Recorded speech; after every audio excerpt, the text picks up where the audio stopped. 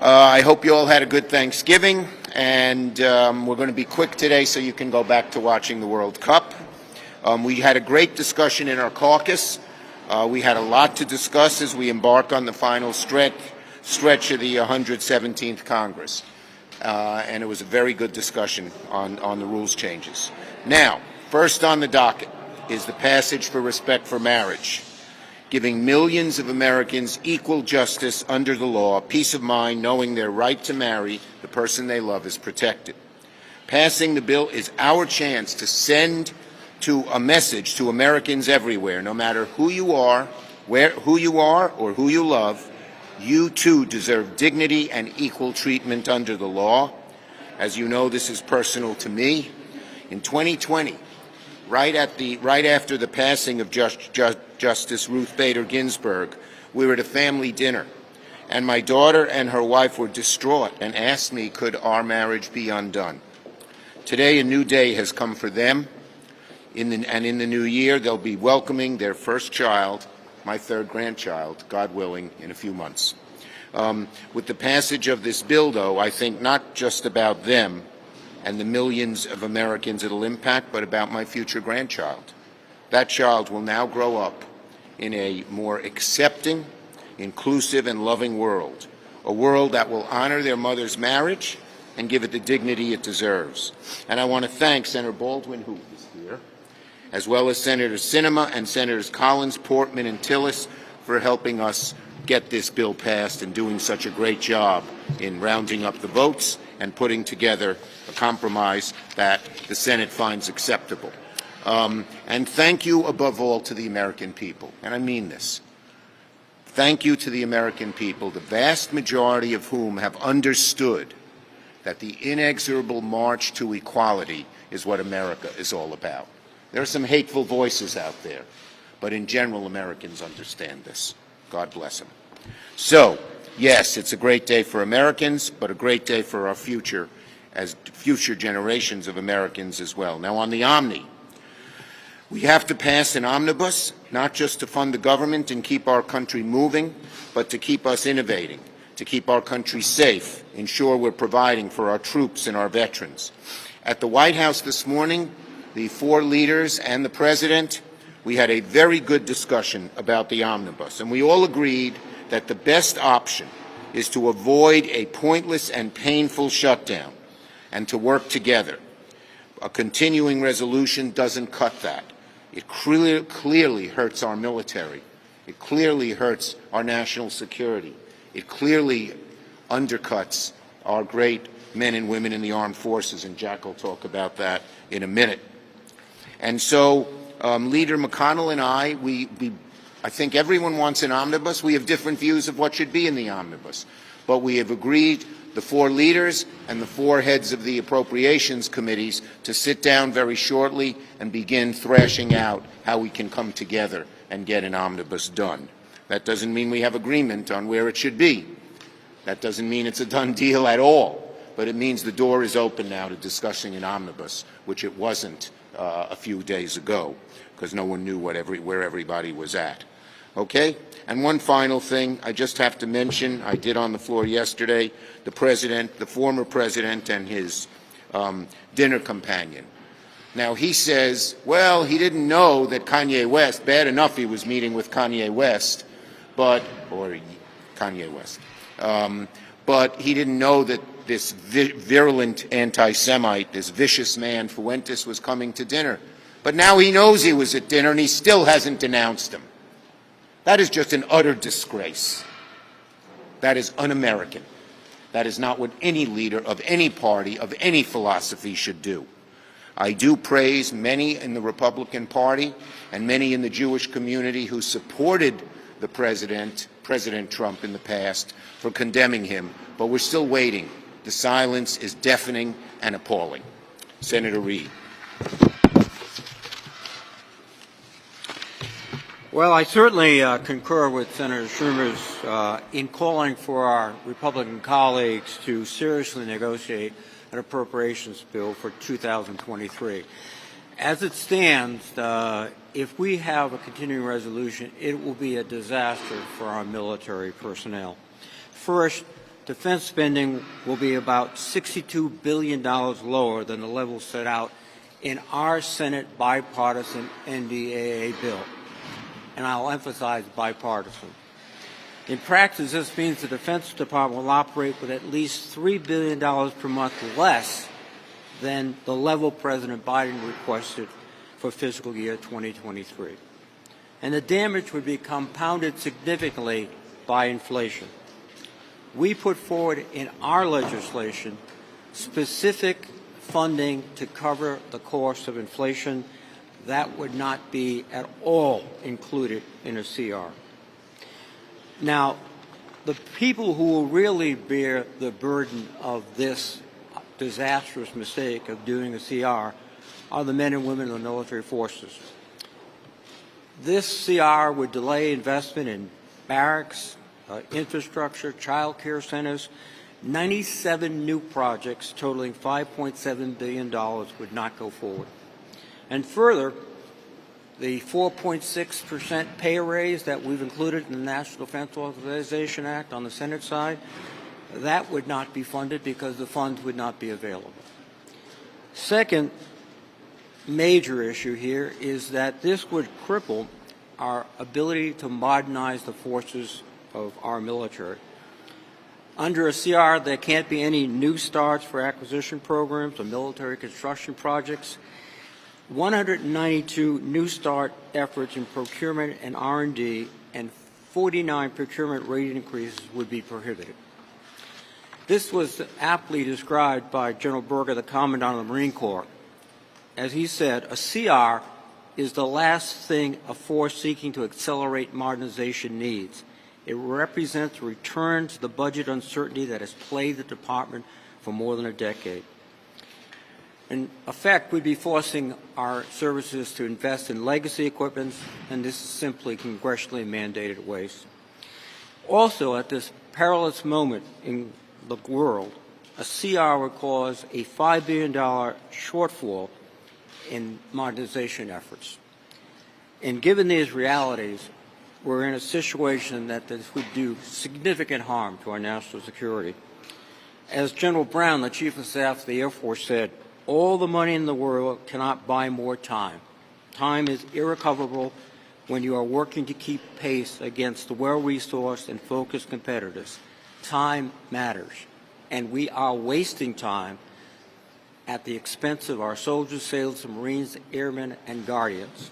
The time has come to move on this bill to get an omnibus to make sure that our forces have the tools they need, the resources they need, and send the message that we are ready to defend the nation. Thank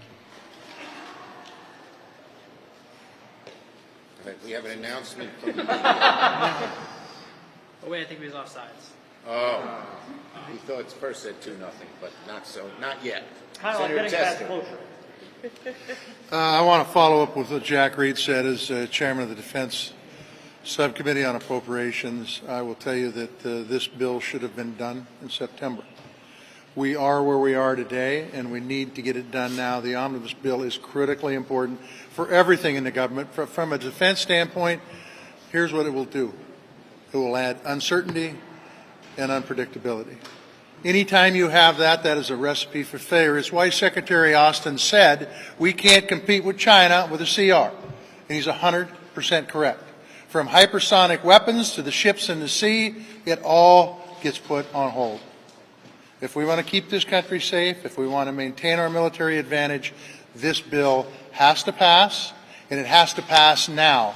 Not after another CR, not after Christmas, but right now.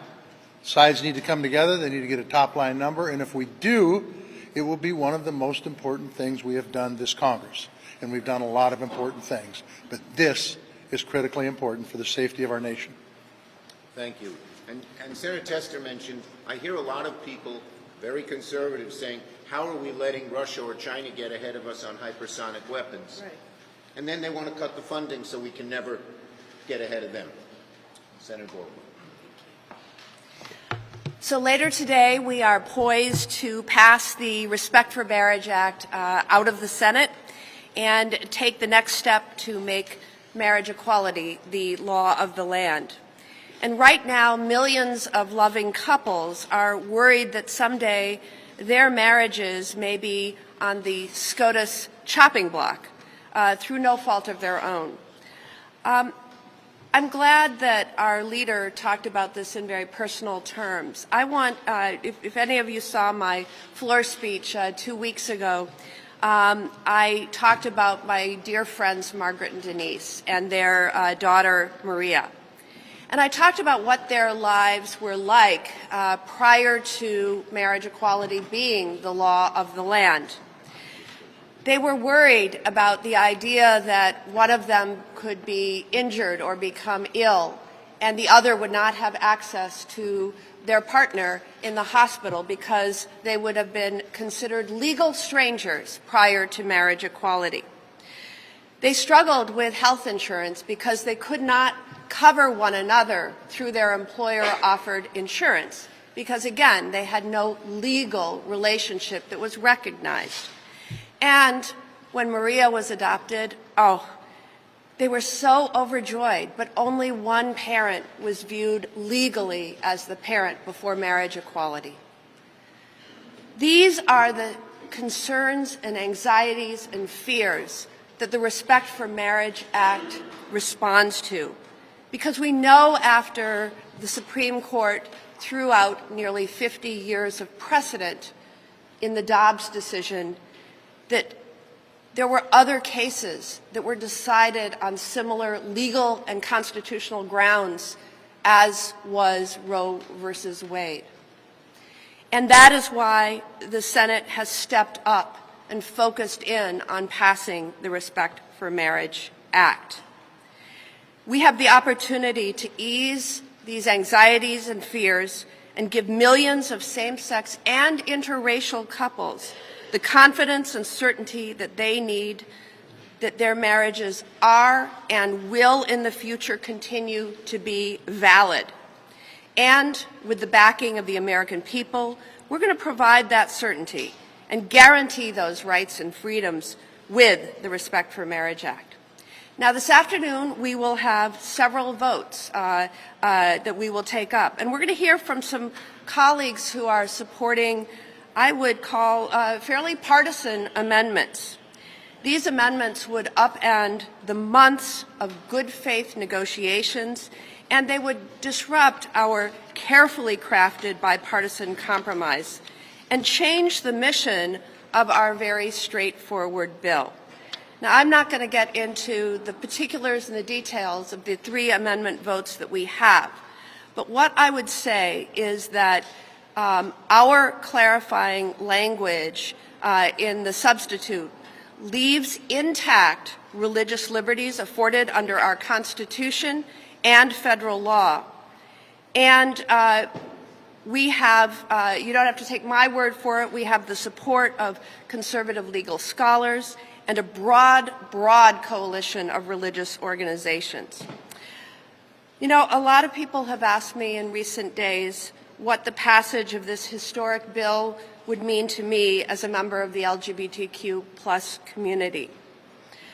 What I said to people who asked me a similar question back in 2012 when I was first elected to the United States Senate still rings true today. I didn't run for the Senate to make history. I ran for the Senate to make a difference. And we are not pushing this legislation to make history. We are doing this to make a difference for millions upon millions of Americans. It's a historic day, but it's going to make a difference. Thank you, Tammy. Well done. Thank you, Tammy. Okay, go ahead. Would you allow an amendment to deal with the workers to this railroad bill, or is it going to have to stick the way it is, the way the White House Where Leader McConnell and I both want to pass it quickly. We understand the time deadlines, and we'll be working together to figure out the best way to get it done quickly. Do you have the support of all Democrats to move As I said, very quickly? Leader McConnell and I are going to sit down.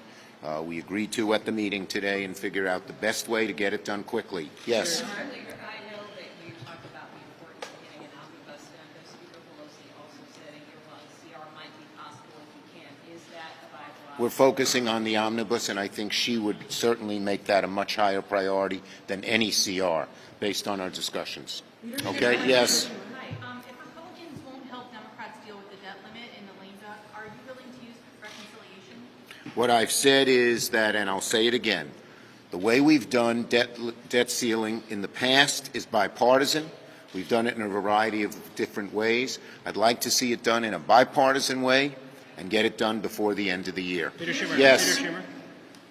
No, this, Leader Schumer, will there be a vote on the assault? it's rare I point at someone, no one says anything. Usually it's three of you. Will there be a vote on the assault weapons ban before the end of this Congress? You know, Do you look. think that you have 50 Democrats to Look, the bottom line is that I am the author of the assault weapons ban. I believe in it strongly, and we're continuing to work to see the best way we can try to get this done. Yes. Will the Electoral Count Act get its own vote, or will it be attached to the NDAA or the omnibus? Or I think there is bipartisan support for the Electoral Count Act. There are a few issues that have to be worked out. There are some differences between the House and Senate bills, but we want to get it done, and I'm optimistic that we can. Will it ride Last on one. another Are bill? you supporting Senator Whitehouse's rules change proposal? All I'll say is we had a robust discussion, and there'll be a vote on Thursday. Thank you, everybody.